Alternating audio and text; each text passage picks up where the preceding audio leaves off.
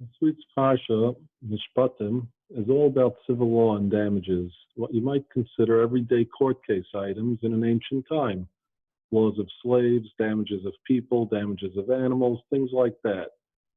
So it's very well commented on that this Parsha is right after the Ten Commandments, arguably the holiest chapter of the Torah, and also the first mention of a Mizbeach, altar to God, arguably the most ritualistic chapter of the Torah. And the point made by many commentaries is that Judaism is not only about ritual and holiness, as some non-Jewish religions may define it, something unconnected to daily mundane life, but that the holiness comes as much from living a mundane business existence within the confines of these laws as it does from strict adherence to ritual activities.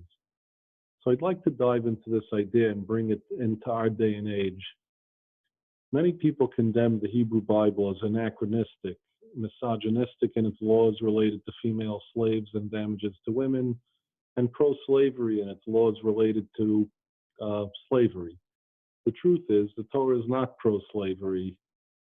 However, the Torah does know human nature, and human nature encompasses the moral possibility of owning slaves by the very fact that it existed then, 3,334 years ago, or 35, and still exists in certain parts of the world today.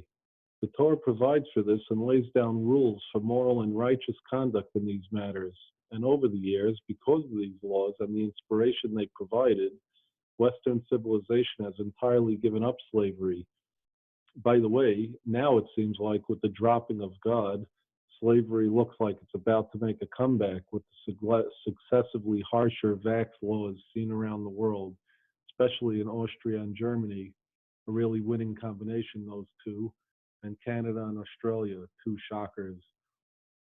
Now, religious Jews understand that the Torah is not anachronistic and that everything about it is relevant to today.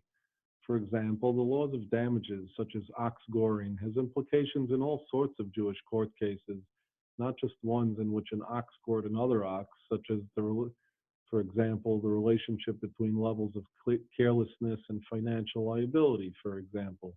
But this relevance for today is in many cases limited to rabbis interpreting the legal ramifications for modern times. It does not include our people understanding the moral lessons that are relevant to today and living their daily existence based on these moral guidelines, because the cases used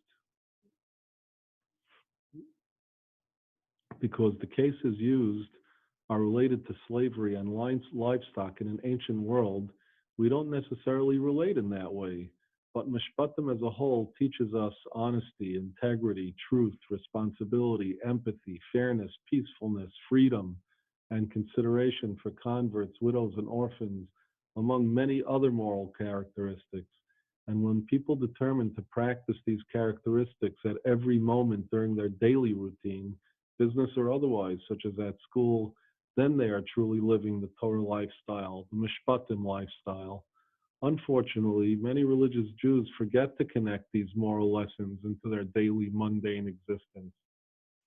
They keep all the Jewish laws rigidly, but they have disconnected the ritualistically holy from their daily existence. Just keeping the laws of the Torah based on how it is interpreted for today's existence is not nearly enough. We are meant to epitomize the moral characteristics of a Torah personality in our daily existence and interactions. And if we do not, then we are not truly holy.